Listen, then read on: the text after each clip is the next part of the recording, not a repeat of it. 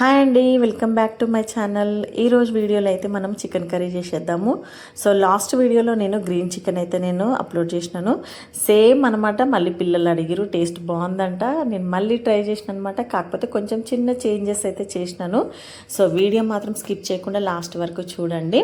ముందుగా కడాయి పెట్టుకొని అందులో సరిపడంత నూనె వేసుకోండి. నూనె వేడైన తర్వాత 2 లేదా 3 మీడియం సైజు ఆనియన్స్ అయితే కట్ చేసి వేసుకున్నాను అనమాట. ఆనియన్స్ కొద్దిగా ఉడికిన తర్వాత కొద్దిగా సాల్ట్ అట్లాగే పసుపు అయితే యాడ్ చేసుకున్నాను. సో ఏంటంటే పిల్లలకైతే లాస్ట్ టైం వండిన గ్రీన్ చిల్లీ చికెన్ అయితే చాలా బాగా నచ్చిందనమాట. మళ్ళీ అడిగిరు. యాక్చువల్గా అయితే నేను ఇవాళ గ్రీన్ చికెన్ చేయొద్దు అనుకున్నాను. వాళ్ళు అడిగిరని నేను మళ్ళీ ప్రిపేర్ చేసినాను. సో నేను చేసిన చేంజ్ ఏందో చెప్తాను. మీరేంటంటే వీడియో మాత్రం స్కిప్ చేయకుండా చూడండి. ఇప్పుడైతే మంచిగా ఆనియన్ ఉడికిపోయింది కదా. ఇప్పుడు ఇందులో కొద్దిగా అల్లం ఎల్లిగడ్డ పేస్ట్ అయితే మనం యాడ్ చేసుకుందాము. సో ఈ అల్లం ఎల్లిగడ్డ పేస్ట్ అయితే యాడ్ చేసిన తర్వాత పచ్చివాసన పోయేదాకా అయితే కలుపుకోవాలి. అదేంటి మొన్ననే కదా గ్రీన్ చిల్లీ చికెన్ చేసినాను, మళ్ళీ అడుగుతారు పిల్లలు అని అనుకున్నాను.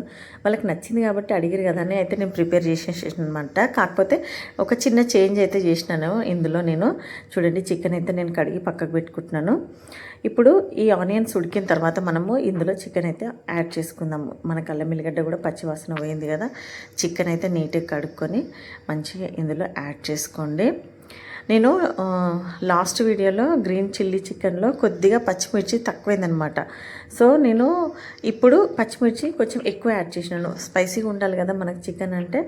మీరు కూడా మంచిగా కారం గట్టిగా తినే వాళ్ళైతే ఒక 4 పచ్చిమిరపకాయలు అయితే ఎక్కువ వేసుకోండి. ఇప్పుడైతే చికెన్ యాడ్ చేసేసినా కదా, మంచిగా కలుపుతున్నాను. కలిపిన తర్వాత అయితే మూత పెట్టేద్దాం. చూడండి, ఇట్లా మొత్తం కలిపేసుకోండి.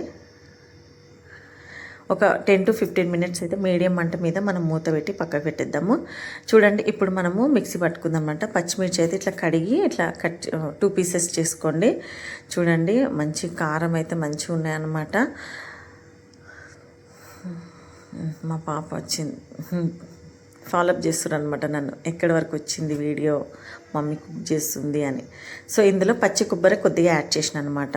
కొంచెం పుదీనా అట్లాగే కొంచెము కొత్తిమీర యాడ్ చేసినాను. అట్లాగే గరం మసాలా, సాజీరా, చెక్క, లవంగాలు, ఇలాచీలు ఉంటాయి కదా, అవి యాడ్ చేసేసిన.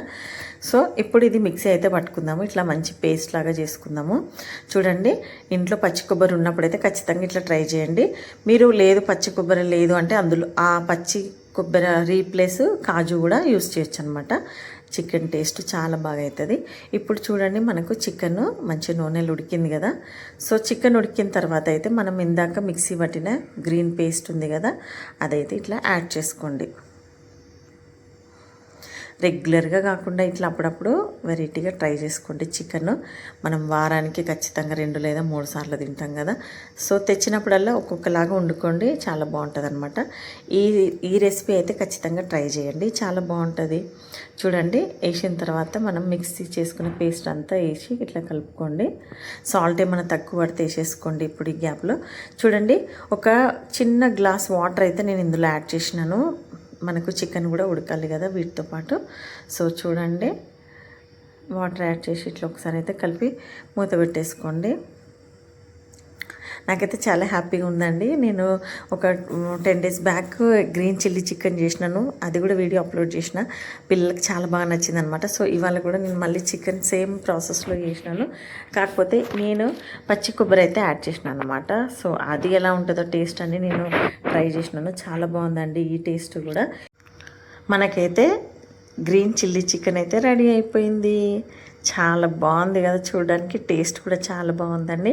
ఈ వీడియో కనుక మీకు నచ్చినట్లయితే లైక్ చేయండి, షేర్ చేయండి, సబ్స్క్రైబ్ చేసుకోండి, మన ఛానల్కి సపోర్ట్ చేయండి. మనకైతే చికెన్ కర్రీ అయితే రెడీ అయిపోయింది. ఇంకా వేడి వేడి అన్నంలో ఈ కర్రీ వేసుకొని తింటే చాలా బాగుంటుంది అనమాట. సో చపాతీలో కూడా చాలా బాగుంటుందండి కర్రీ. ఓకేనా? థ్యాంక్స్ ఫర్ వాచింగ్ అండి. బాయ్. నెక్స్ట్ వీడియోలో కలుద్దాము.